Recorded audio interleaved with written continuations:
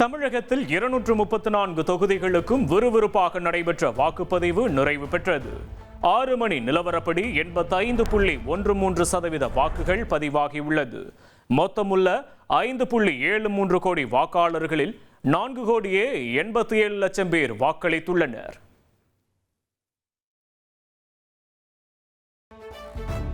தமிழக சட்டமன்ற தேர்தல் வரலாற்றில் தற்போதுதான் அதிக வாக்குகள் பதிவாகியுள்ளது.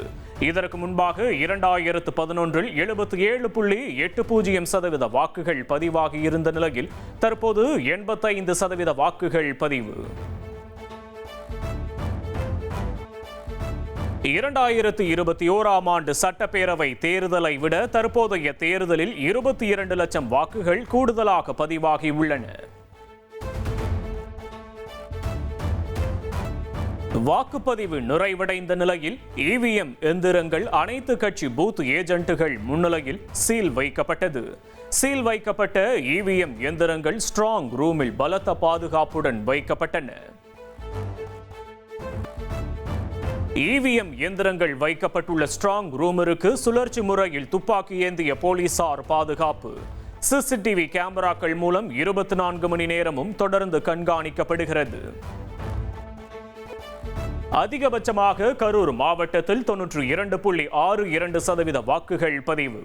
சேலத்தில் 90.73% வாக்குகளும், நாமக்கலில் 90.21% வாக்குகளும் பதிவாகியுள்ளது.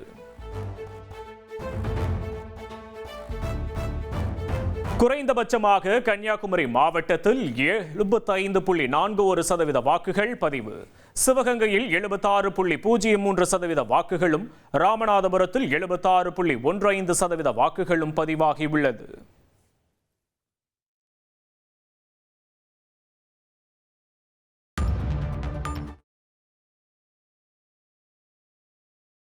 சென்னையில் கடந்த தேர்தலை விட வரலாறு காணாத வகையில் அதிக வாக்குகள் பதிவாகியுள்ளது.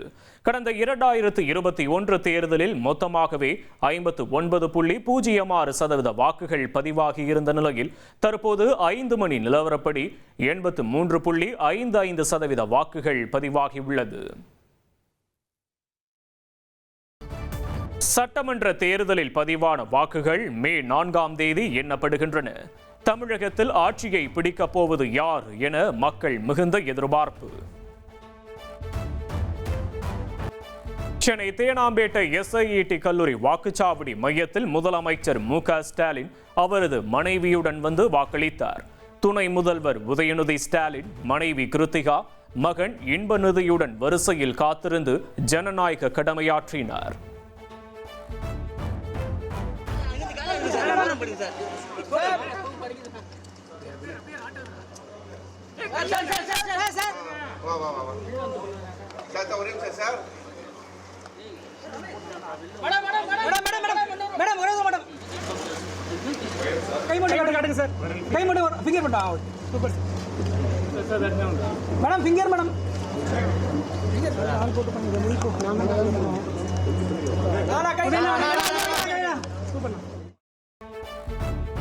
சேலம் மாவட்டம் சிலுவம்பாளையத்தில் உள்ள வாக்குச்சாவடியில் அதிமுக பொதுச் செயலாளர் எடப்பாடி பழனிசாமி குடும்பத்துடன் வந்து வாக்கு செலுத்தினார்.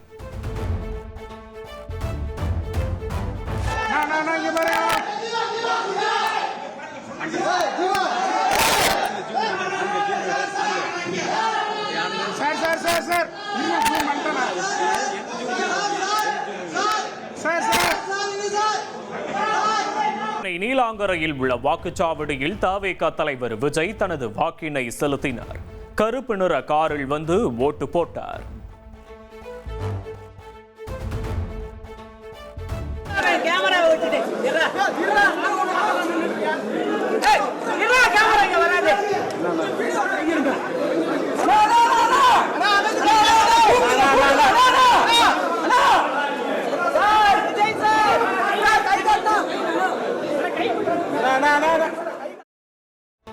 வாக்குப்பதிவு நிலவரத்தை தந்தி டிவியில் பார்த்து தெரிந்து கொண்ட விஜய் குடும்பத்தினர்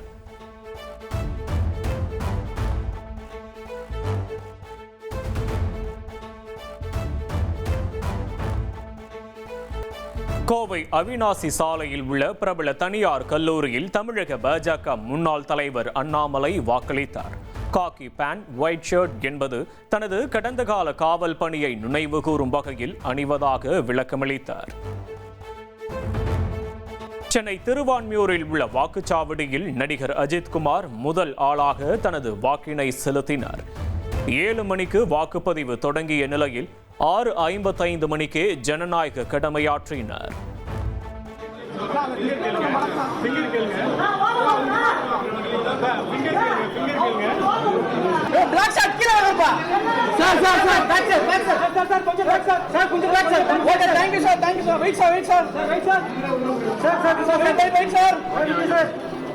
திருவான்மியூர் வாக்குச்சாவடிக்கு வந்த அஜித்குமாரை காண குவிந்த ரசிகர்களால் பரபரப்பான சூழல் நிலவியது. ஆரவாரம் செய்த ரசிகர்களை கண்டு அஜித் ஹார்ட் காண்பித்து அன்பை வெளிப்படுத்தினார். ஆட்சி மாற்றம் குறித்த கேள்விக்கு நோ நீட் என்று நடிகர் அஜித்குமார் கூறியதாக பரவிய தகவல் பொய்யானது. அஜித்குமார் எங்கும் அப்படி பேசவில்லை என அவரது மேலாளர் சுரேஷ் சந்திரா விளக்கமளித்துள்ளார். சென்னை தேனாம்பேட்டை ஸ்டெல்லா மேரிஸ் கல்லூரி வாக்குச்சாவடியில் நடிகர் ரஜினிகாந்த் ஜனநாயக கடமையாற்றினார்.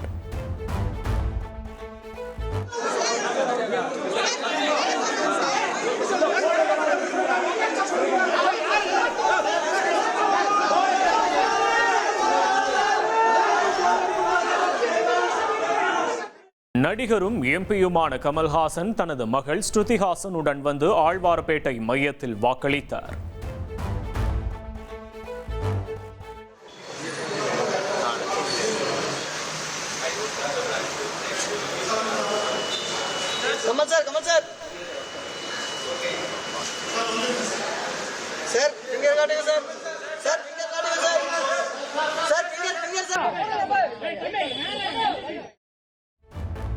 கன்னியாகுமரி மாவட்டத்தில் பேச்சுப்பாறை அணையை படகில் கடந்து வாக்களித்த மலைவாழ் மக்கள்.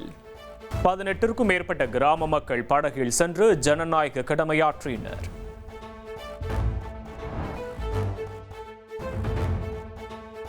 கடலூர் மாவட்டம் சிதம்பரம் அருகே 77 வயதான மூதாட்டி ஒருவர் தன்னுடைய முதல் வாக்கை பதிவு செய்துள்ளார்.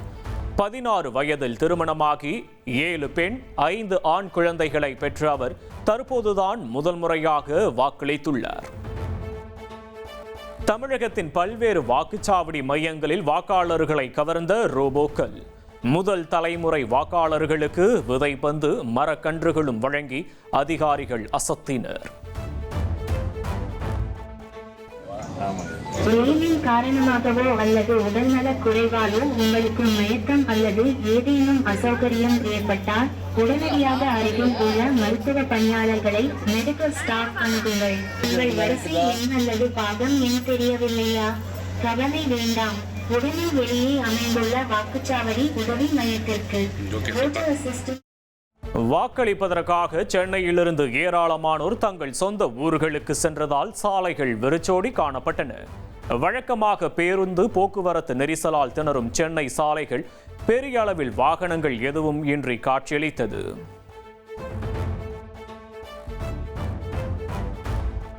நெல்லை ராமநாதபுரத்தில் திருமணம் முடிந்த கையோடு வாக்குச்சாவடிக்கு வந்த தம்பதியினர் தங்களது ஜனநாயக கடமையை ஆற்றினர். இதேபோல் கிருஷ்ணகிரி, நாமக்கல் மாவட்டத்தைச் சேர்ந்த தம்பதிகளும் திருமண கோலத்தில் வந்து வாக்களித்தனர்.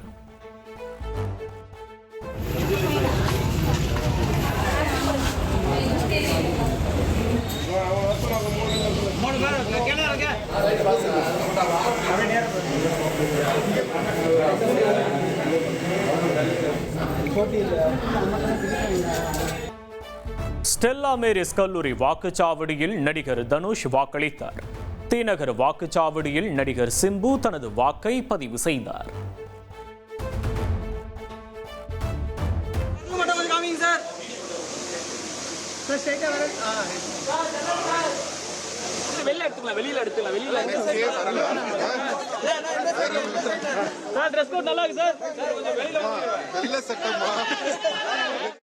இயக்குனர் சங்கர், இசையமைப்பாளர் ஜி.வி. பிரகாஷ் உள்ளிட்டோர் தங்களது வாக்கை செலுத்தினர்.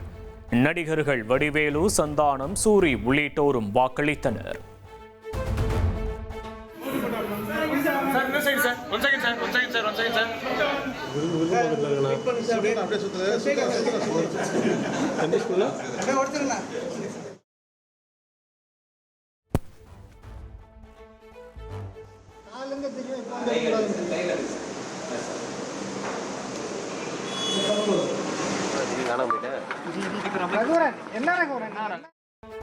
சென்னை ஆழ்வார்பேட்டை வாக்குச்சாவடியில் நடிகை த்ரிஷா ஜனநாயக கடமையாற்றினார். வாக்களித்த பின் விஜயுடன் நடித்த கில்லி பட பாடலுடன் இன்ஸ்டாவில் அவர் பதிவிட்டுள்ள புகைப்படம் சமூக வலைதளங்களில் வைரலாகி வருகிறது. சென்னை ECRல் நடிகை கீர்த்தி சுரேஷ் வாக்களித்தார். நடிகைகள் ஐஸ்வர்யா ராஜேஷ், அதித்தி, அதுல்யா ரவி ஆகியோரும் ஜனநாயக கடமையை ஆற்றினர்.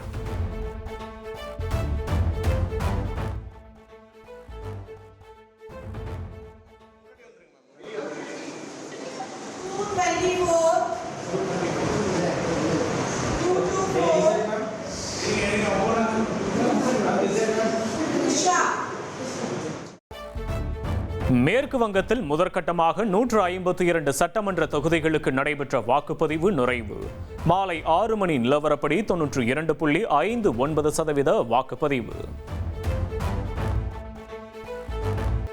மேற்கு வங்க மாநில முர்ஷிதாபாத்தில் திரிணாமுல் காங்கிரஸ் ஆதரவாளர்கள் மற்றும் முன்னாள் திரிணாமுல் காங்கிரஸ் உறுப்பினர் ஹுமாயூன் கபீர் அணியினரிடையே பயங்கர மோதல். ஒருவருக்கொருவர் பயங்கரமாக தாக்கிக் கொண்ட நிலையில் ஏராளமான போலீசார் குவிக்கப்பட்டு நிலைமை கட்டுக்குள் கொண்டுவரப்பட்டது. மேற்கு வங்க மாநிலம் முதல் கட்ட வாக்குப்பதிவின் போது அசன்சோல் பகுதி பாஜக வேட்பாளரது காரின் மீது மர்ம நபர்கள் கல்வீச்சு தாக்குதலில் ஈடுபட்டனர். போலீசார் விரைந்து வந்து நிலைமையை கட்டுக்குள் கொண்டு வந்ததால் அசம்பாவிதம் தவிர்க்கப்பட்டது. மேற்கு வங்கத்தில் குமார்கஞ்ச் தொகுதி பாஜக வேட்பாளர் சுபேந்து சர்க்கார் மற்றும் அவரது குழுவினர் மீது தாக்குதல் நடத்தப்பட்டது. திரிணாமுல் காங்கிரஸ் கட்சியினரே இந்த தாக்குதலை நடத்தியதாக சுபேந்து சர்க்கார் குற்றம் சாட்டியுள்ளார். மேற்கு வங்கத்தில் 50 ஆண்டுகளில் இதுவே வன்முறை குறைவான தேர்தல் என பிரதமர் மோடி பேசியுள்ளார். குண்டர் ஆட்சி முடிவுக்கு வருவதாகவும் அவர் சாடினார். மேற்கு வங்கத்தில் இரண்டாம் கட்டமாக 142 தொகுதிகளில் வரும் 29ஆம் தேதி வாக்குப்பதிவு நடைபெற உள்ளது. 2 கட்டங்களாக பதிவான வாக்குகள் மே 4ஆம் தேதி எண்ணப்படுகின்றன. மேற்கு வங்கத்தில் இரண்டாம் கட்ட வாக்குப்பதிவுக்கான பிரச்சாரம் இறுதி கட்டத்தை எட்டியுள்ள நிலையில் ஹவுராவில் பிரதமர் மோடி ரோட் ஷோ. திறந்த வாகனத்தில் சென்ற பிரதமர் மோடிக்கு வழி நெடுக்கிலும் ஆயிரக்கணக்கான தொண்டர்கள் உற்சாக வரவேற்பு. மேற்கு வங்க மாநிலம் பவானிபூர் தொகுதியில் போட்டியிடும் அம்மாநிலம் முதல்வர் மம்தா பானர்ஜி நடந்து சென்று வாக்கு சேகரித்தார். வீதி வீதியாக சென்று அவர் பிரச்சாரத்தில் ஈடுபட்டார். தனது சுயசரிதை நூல் தொடர்பாக எழுந்த சர்ச்சைகளுக்கு முன்னாள் ராணுவ தளபதி ஜெனரல் நரவனே விளக்கமளித்துள்ளார். எல்லையில் பதற்றம் நிலவிய போது பாதுகாப்புத்துறை அமைச்சர் ராஜ்நாத் சிங் கூறிய "உங்களுக்கு சரி என தோன்றுவதை செய்யுங்கள்" என்ற வார்த்தை ராணுவத்தின் மீது அரசு வைத்திருந்த முழு நம்பிக்கையையே காட்டுவதாக அவர் தெரிவித்துள்ளார். பெட்ரோல் டீசல் விலை உயர்த்தப்பட உள்ளதாக சமூக வலைதளங்களில் பரவி வரும் செய்திகள் உண்மைக்கு புறம்பானவை என மத்திய பெட்ரோலிய அமைச்சகம் திட்டவட்டமாக தெரிவித்துள்ளது. வதந்திகளை பொதுமக்கள் நம்ப வேண்டாம் என்று கேட்டுக்கொண்டுள்ளது. உலகம் இன்று வரலாற்றிலேயே சந்தித்திராத மிக மோசமான எரிசக்தி பாதுகாப்பை எதிர்கொண்டிருப்பதாக சர்வதேச எரிசக்தி முகமையின் தலைவர் பாத்தி பைரோல் தெரிவித்துள்ளார். ஹார்முஸ் ஜலசந்தி மூடப்பட்டுள்ளதால் உலக சந்தையில் நாளொன்றுக்கு 1.3 கோடி பேரல் கச்சா எண்ணெய் விநியோகம் பாதிக்கப்பட்டிருப்பதாகவும் குறிப்பிட்டார். 14 பேரை பலி கொண்ட வெடிவிபத்து துயரத்தால் திருச்சூர் பூரம் விழாவில் வான வேடிக்கை ரத்து செய்யப்பட்டுள்ளது.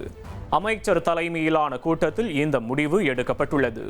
யானைகள் மீது அமர்ந்து உடை மாற்றும் நிகழ்ச்சி 15 நிமிடமாக சுருக்கப்பட்டுள்ளது. உத்தரகாண்ட் மாநிலம் டிஹ்ரி கர்வால் மாவட்டத்தில் கட்டுப்பாட்டை இழந்த வாகனம் 300 அடி ஆழ பள்ளத்தில் கவிழ்ந்து விபத்திற்குள்ளானது. விபத்தில் 8 பேர் உயிரிழந்தவர்கள், காயமடைந்தவர்கள் மருத்துவமனையில் அனுமதிக்கப்பட்டுள்ளனர்.